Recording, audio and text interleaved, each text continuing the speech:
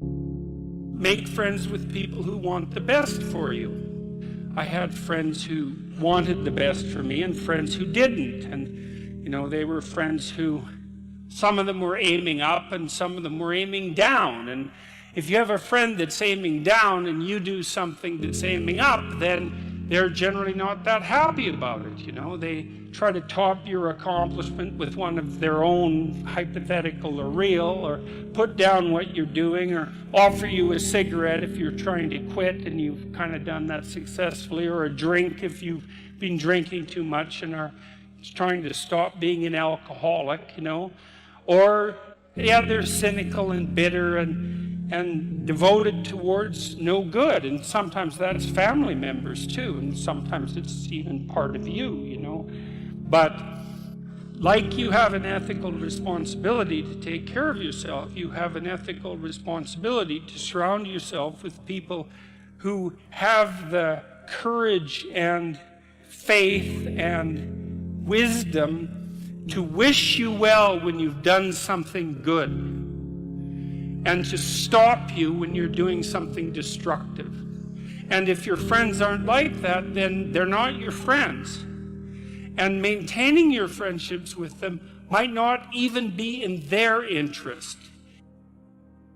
Be careful about whom you share good news with. And another was, be careful about whom you share bad news with. A friend is someone you can share good news with, You go to them and you say, hey, look, this good thing happened to me. And they say, look, I'm so happy that happened to you. Like, way to be. And they don't think, God damn it, why didn't that happen to me? And you didn't deserve it. Here's a bunch of reasons you're stupid and why it won't work. It's like, that's not helpful. Carl Rogers, who's a psychotherapist, he had this idea that what he would manifest towards his clients in therapy was unconditional positive regard. And I've always had trouble with that because you don't treat your children, for example, with unconditional positive regard. You mean, so no matter what someone says, you're saying, that's a good idea? Yeah, that's why it's tricky. Well, what he didn't articulate it, I think, as well as he might have. What you want to do is, for your child, is that you want the best for the best in them. That's what you want. And that's what you want from people that you surround yourself with. Now, they'll hold you to a high standard if that's the case, right? Because whenever you degenerate in any of the multiple ways that you're likely to degenerate, they're going to whack you on the back of the head and say, clue the hell in. You're demeaning yourself. You're less than you could be. And there's real judgment in that, and it's harsh. But with friends, it's the same thing. You want friends. They're not friends if they're not these people. You want friends who, when something good happens to you, that's good for you, right? They're happy about that. They're not all bitter and resentful underground and saying horrible things behind your back and telling you how they did something that was better and trying to drag you down. It's that's not helpful. And then when something bad happens to you and you go to them and you say, look, this terrible thing happened to me, first of all, they don't try to top it with some horrible thing that happened to them because they don't have the patience to listen. And second, they're not secretly gloating about the fact that catastrophe finally befell you. It's they're actually hurt by it. And that chapter is an injunction. Is take a look at the people that are around you.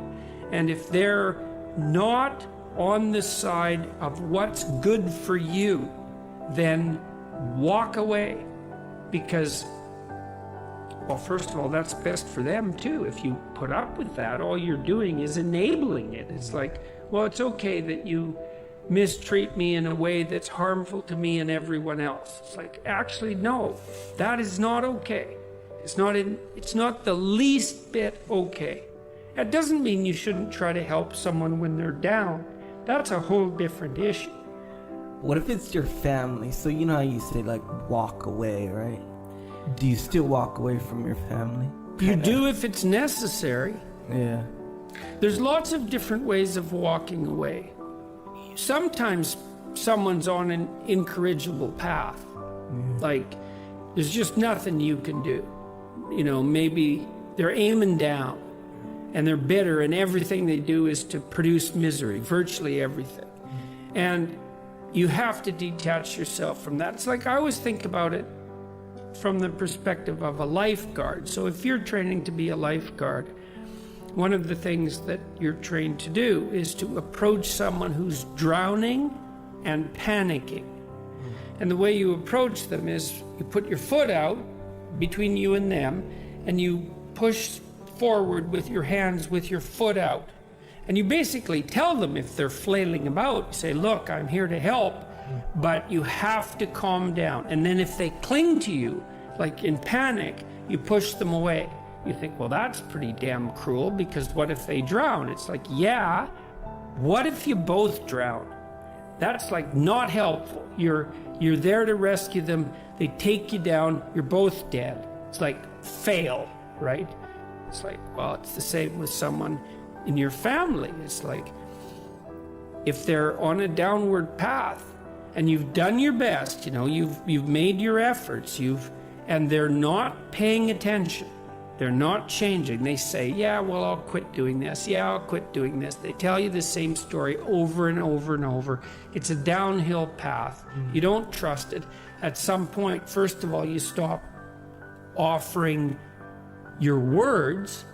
If you're offering words of wisdom to someone in the genuine attempt to help, and they treat that with contempt, then shut up, because you're demeaning your words by throwing them away. You think, well, how do you help someone who's aiming down? Well, sometimes you help them by walking away and saying, look, you're aiming down so hard, despite the fact you're my brother, man. It's like, you know, this is killing me. You're aiming down so hard, I'm not coming along with you. And the reason I'm not is to tell you in no uncertain terms that what you're doing is so terrible that I will even violate our kinship to oppose it. And maybe it'll take them 10 years to wake up to that, you know? And so that can be the case because, you know, people often have to be hit so many times before they'll learn. You see that especially if someone's addicted or otherwise pursuing a pathway that's like seriously downhill. So why should I think that you're actually trying to change? You tell me the story that you use to justify your own idiocy to yourself. And then you tell it to me and you demand that because I'm compassionate, I accept it and therefore validate your excuse. It's really hard not to get tangled up in that, right? Because if someone who's really in rough shape is telling you about why they're suffering, first of all, they're probably about half right in their story. But some of it's justification and excuse and blaming and all of that, failure to take responsibility. It's really hard to stand up and say, no, I don't buy that. No, you're wrong about that. You have to be a brutal bastard in order to do that. But hey, sometimes, like, surgery is brutal, right? It's brutal. And so this chapter about, you know, only making friends with people who want the best for you, that's a brutal chapter, you know, but it's right, unfortunately. Here's how you know if someone's your friend. You can tell them bad news and they'll listen. They won't tell you why, you know, you're stupid and why that bad thing happened to you and how something worse happened to them once and, you know, derail the whole conversation. You can actually tell them bad news and they'll listen. So that's a good thing. And then this is a weirder thing. You can tell them good news and they'll help you celebrate. And that's a really good way of deciding who you should have around you. Because if you have someone around you, you know, something good happens to you, and you're kind of afraid to even admit it because, you know, God, something good happened to you. You let that be known and it'll certainly be taken away. So, you know, you come out and you sort of tell someone half-heartedly that something good happened to you, and they give you a whack and then talk about, you know, the great thing that happened to them 3 years ago, or worse, the great thing that happened to someone that they knew 3 years ago. You know, it's like, go away from that person. They're not helpful to you. You are obligated not to associate with people who are trying to damage the structure of being.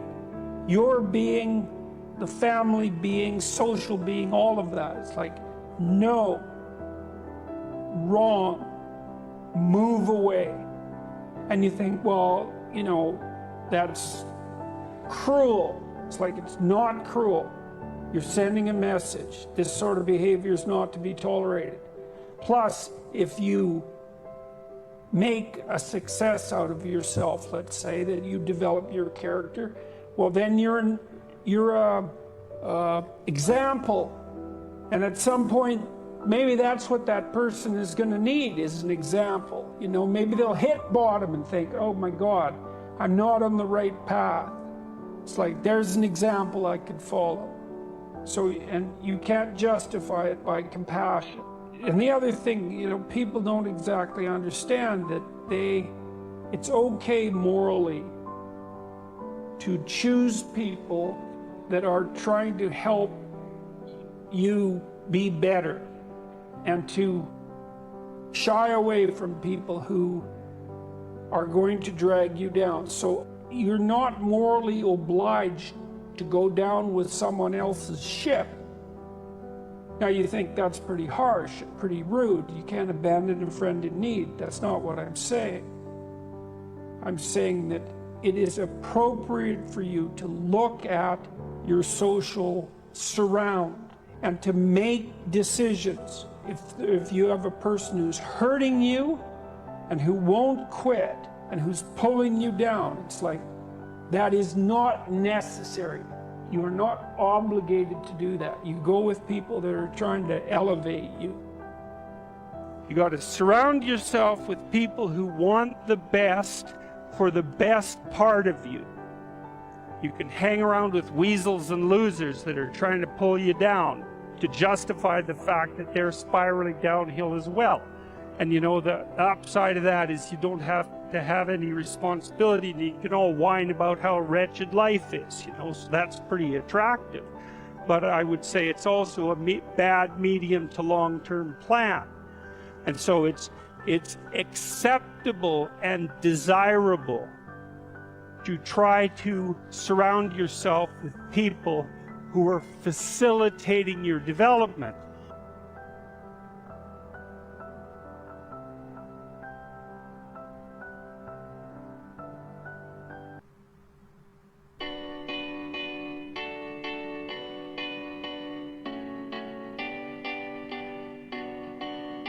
There was a time I used to look into my father's eyes.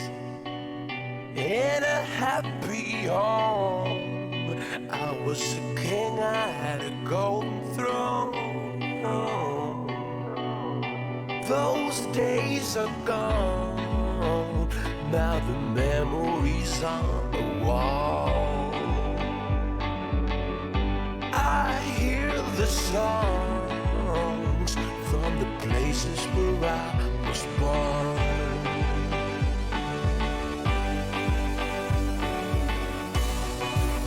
Upon that hill across the blue lake, that's where I had my first heartbreak.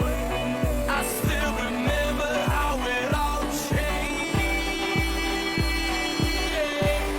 My father said, don't you worry, child. See, heaven's got a plan for you. Don't you worry now.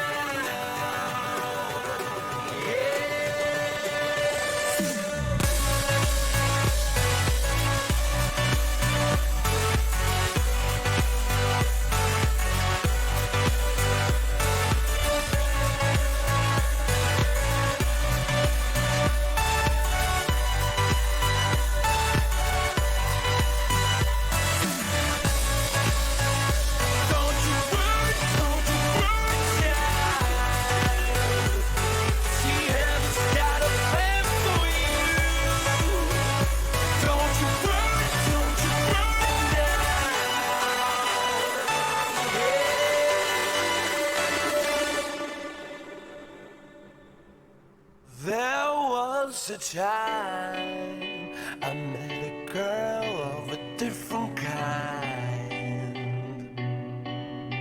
We ruled the world. I thought I'd never lose her out of sight. We were so young. I think of her now and then. I still hear the songs reminded me of a friend.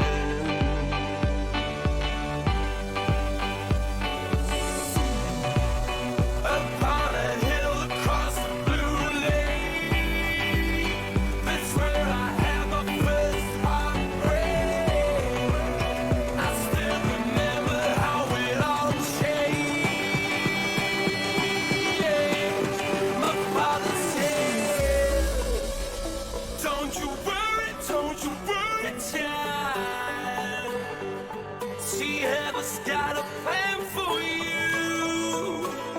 Don't you worry now.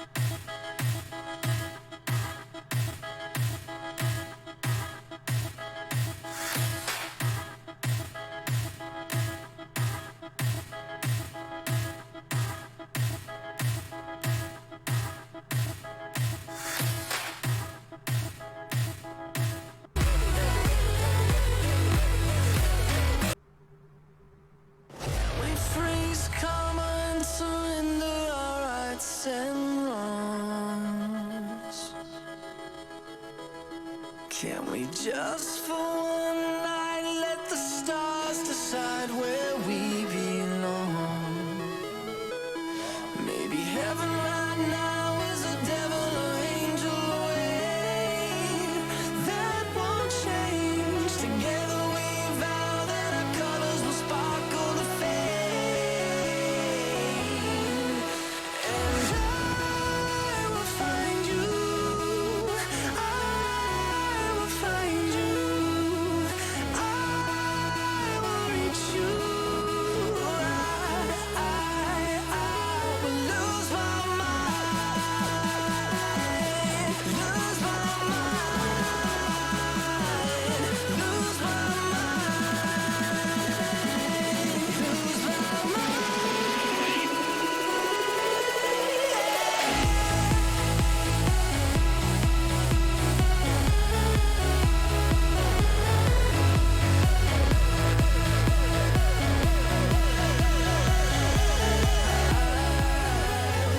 lose my mind.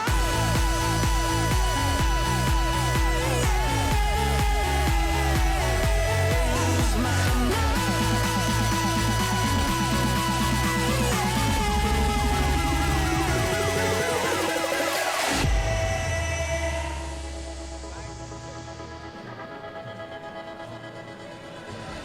Maybe heaven right now is a devil or angel away. That won't change. Together we vow that our colors will sparkle the fade. And I will find you. I will find you. I will reach you. Lose my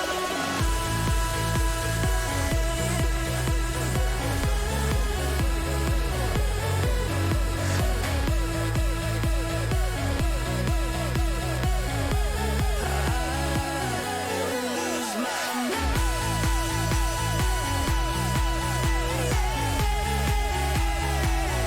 lose my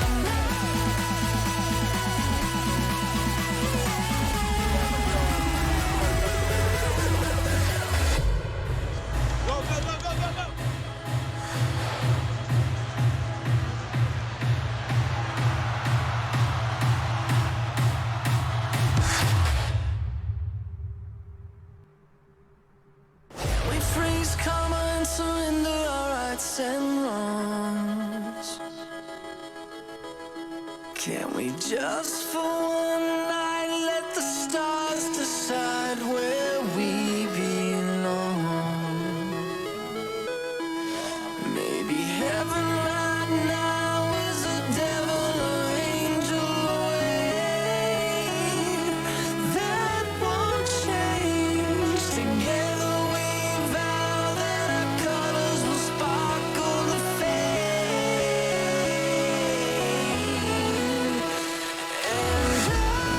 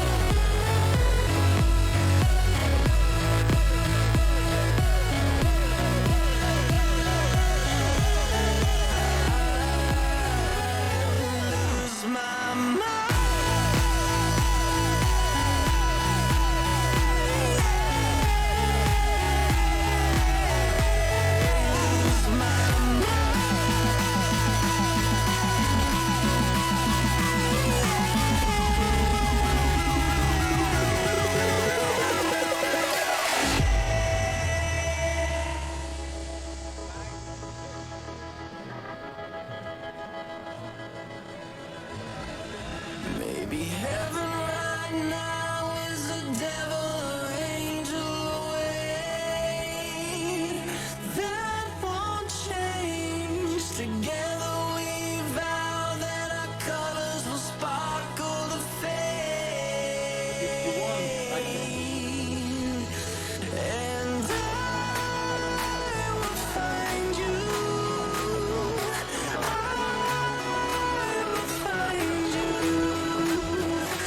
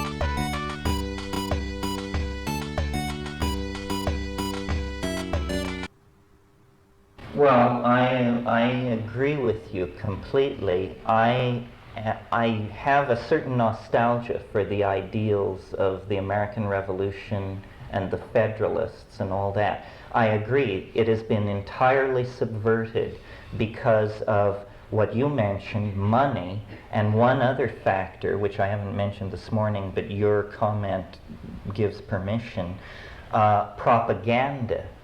The people who created the American Union had no concept of the perverseness and the sophistication that the mass manipulation of people would achieve in the centuries ahead.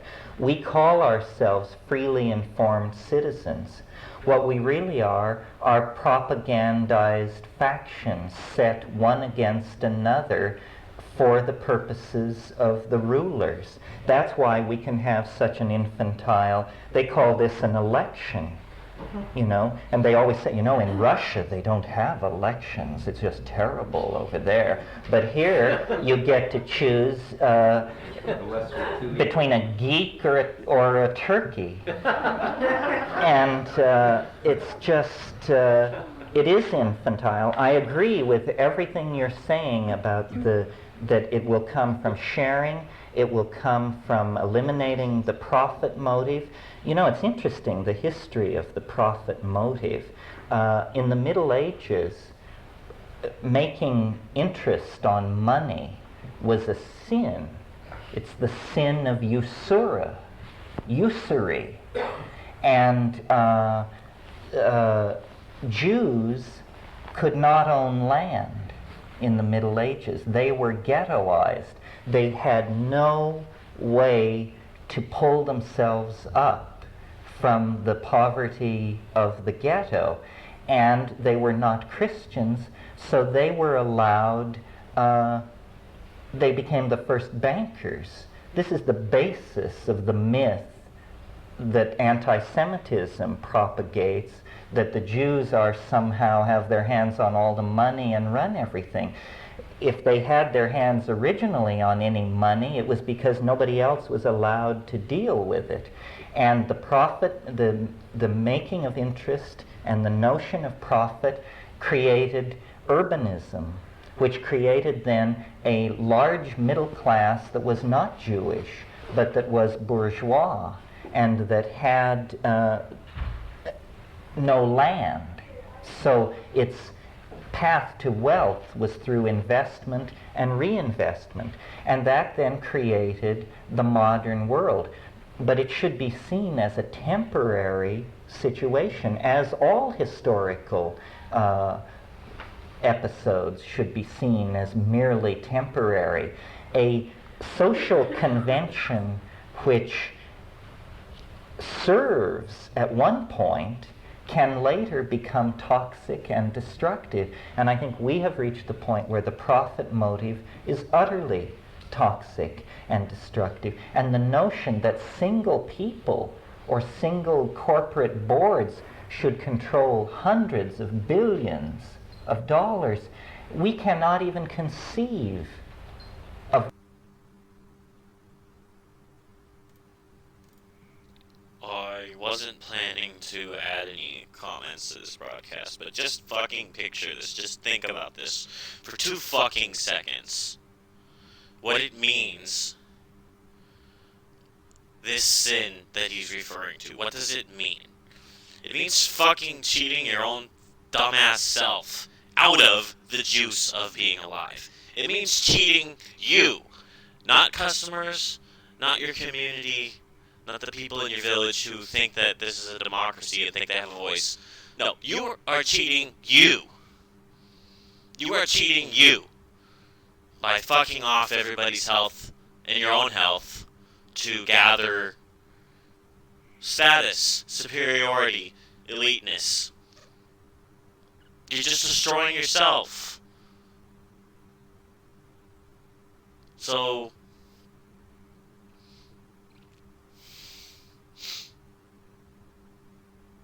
when you have no friends, when you're in that position, when you are the Bezos destroying an entire social order, the only way back from there is to spawn a second you who speaks from your truth. To fucking reason with the one that's so far off that fucking cliff of hollowing yourself and everyone else around you out for some kind of fucking status and eliteness and gain that doesn't exist. It's not even a real gain. It's false. The only real value there is the value in sharing. When you make something that's good and you share it, you feel an obligation to share it because you found what was good. And you feel like it's necessary to let that goodness pass into the hands of others since it's possible to do so. It's not soul-bound to you.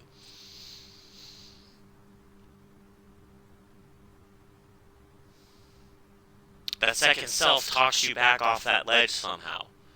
It somehow does so. And not everybody has the capability to do this. That is why, in samurai thought, you end up at a difficult decision where you have to kick the person away. And there, for the samurai, there's various means of doing that depending on the situation, depending on what's going to happen to us versus what's going to happen to the person in trouble who is harming the rest of us with their trouble. Are we going to both drown, or is only the person who's gone too far off going to? That's the question.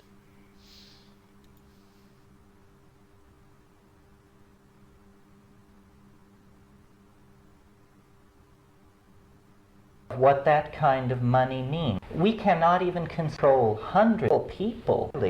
Toxic and destructive, and then where the profit later become toxic and destructive. And I think we have reached the point where the profit motive is utterly toxic and destructive. And the notion that single people or single corporate boards should control hundreds of billions of dollars, we cannot even conceive of what that kind of money means. The entire New Age, from Lynn Andrews through me and back to the iridologists and forward to you name it, is being run. Probably the entire budget for the entire thing over the past 5 years has been less than the cost of a single B-1 bomber. They have an order in for 300 B-1 bombers, the government does. We don't realize where the money is and how much of it there is, how incomparably wealthy we all would be if the money were fairly distributed. And I'm not attacking millionaires either.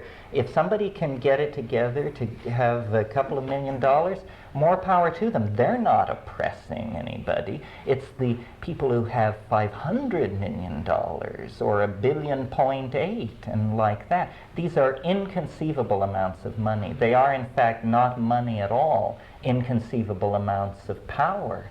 And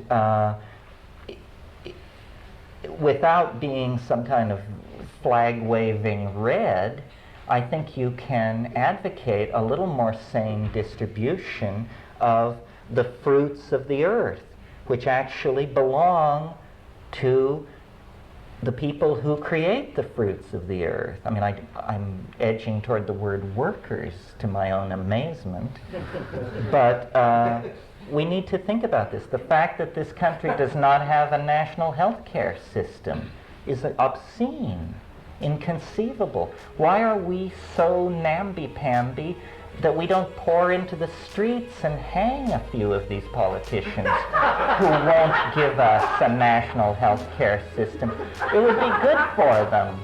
There's nothing like that to sober up a government and focus it on what needs to be done. While having broken several federal laws.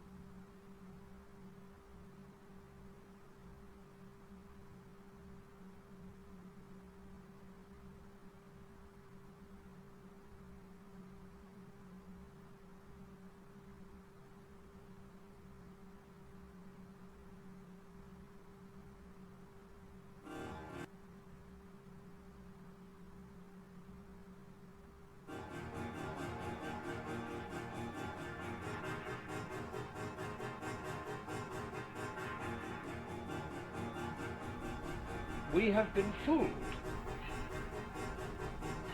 Because survival is an important ideal only so long as you have bothering you the bugbear of death. That the world might stop altogether, and that your death, so far as you are concerned, is curtained forever.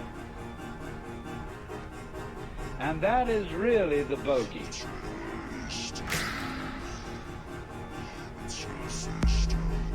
You see, that's all very well to rationalize and say, no, it's not death I'm afraid of, it's the pains of death. But if you think about it deeply, there are several stages in thinking about it deeply. The first stage is the real horror of endless night, of the futility, of the whole conception that one's own life, or indeed the whole life of the cosmos, might be nothing but a flash, and beyond that, nothing, in all directions.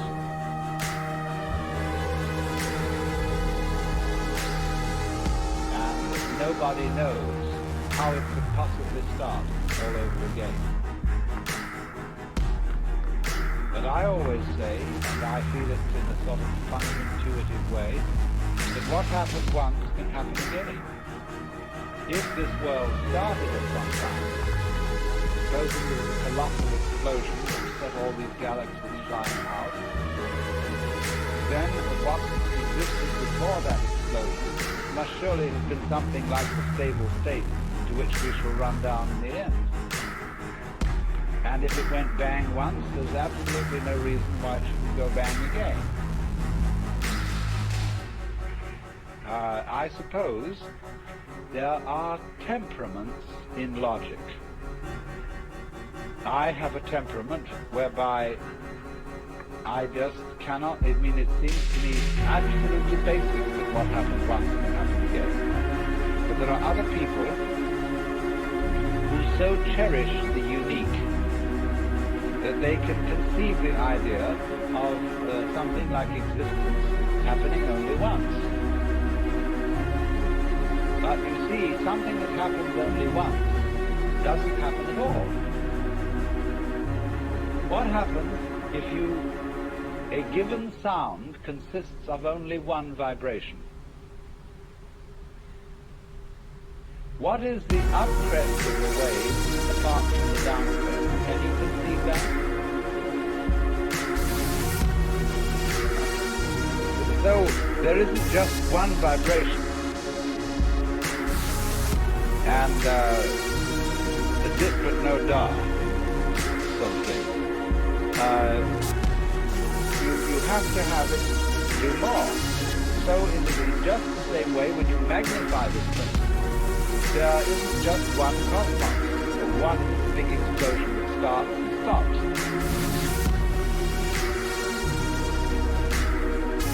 All stopping implies starting.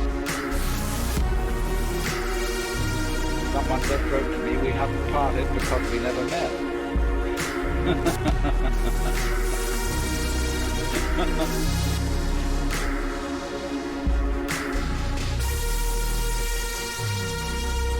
So, the whole point of saying this is to realize